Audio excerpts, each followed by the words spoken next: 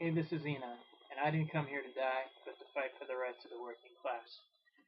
And I want to do an FAQ, and that's pretty much what I think of pacifism and civil disobedience.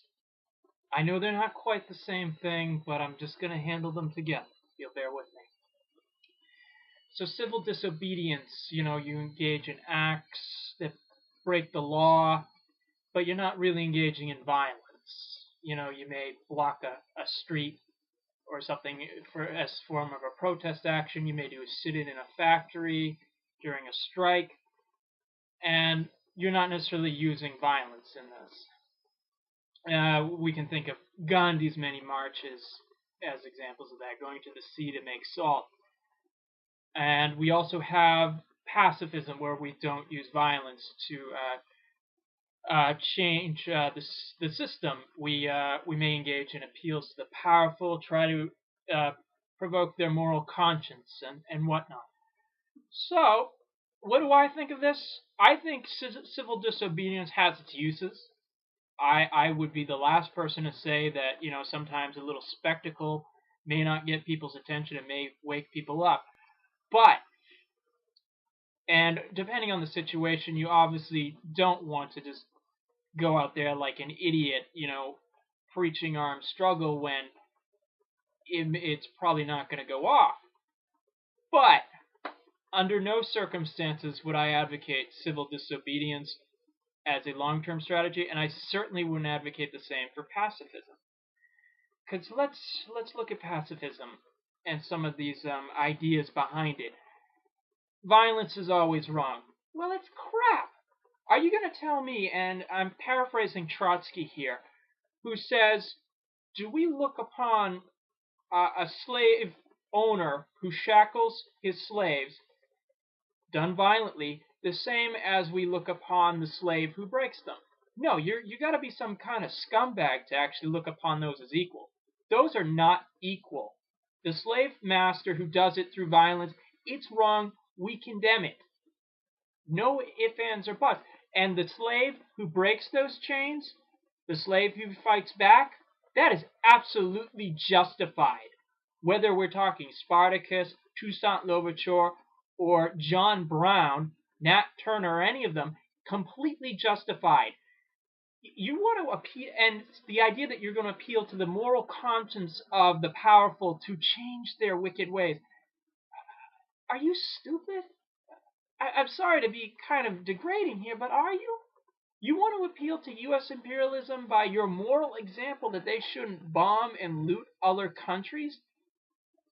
You actually think they give a crap about your civil disobedience? No, it just helps to maintain the basic status quo. You're appealing to people who a system that basically isn't doesn't care.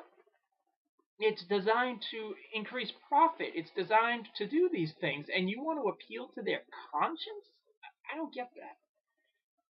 Now, are you going to further tell me that, revolutionaries in power? I talked about this in the Two Terrors and on Robespierre and Trotsky's terrorism and communism. That if we're in power, we should suddenly respect counter-revolutionaries who have a dagger to our throat, that we shouldn't be willing to go all the way and be faithful to the revolution. No, I'm not a proponent of this thou shalt not kill. The powerful don't respect that. They don't care. Colonialism, imperialism, capitalism, these systems are inhuman, and the people who run them, the ruling classes, in order to get in that position, whether they're appointed or elected, they have to be willing to compromise what we would probably consider basic human ethics. So they can order people to be bombed and maintain a basic system of exploitation.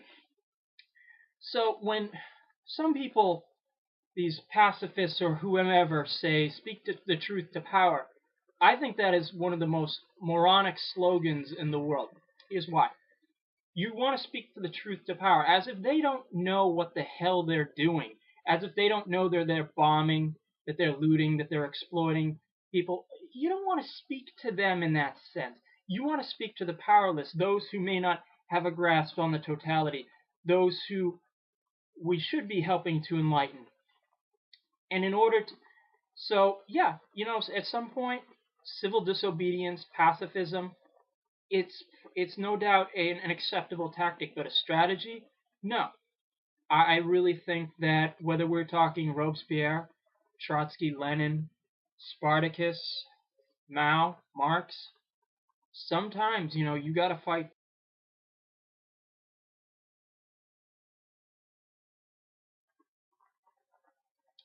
Just a brief postscript. Really has nothing to do with the FAQ, but the blog gets updated fairly frequently. There's some poems on it now. A lot of the older videos are having links put up to topics that deal with what they're talking about. So the Gramsci's Common Sense has it, Frantz Fanon, and a few others, and I hope to have others up as time goes on. Chapter 2 of the novel's up. I've appreciated the comments people have got, critical and otherwise. And there's, of course, other videos coming, so just check back frequently. Until next time.